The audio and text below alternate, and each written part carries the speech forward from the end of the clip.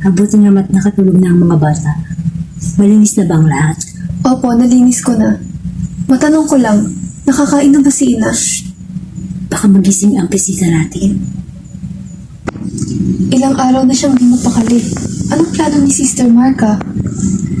Magtiwala ka lang kay sister. Nakasulat ito.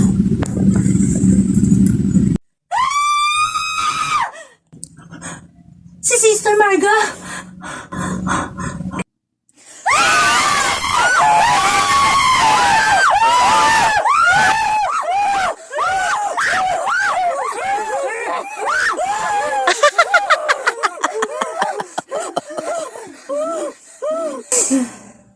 Thank you for watching. Please follow me.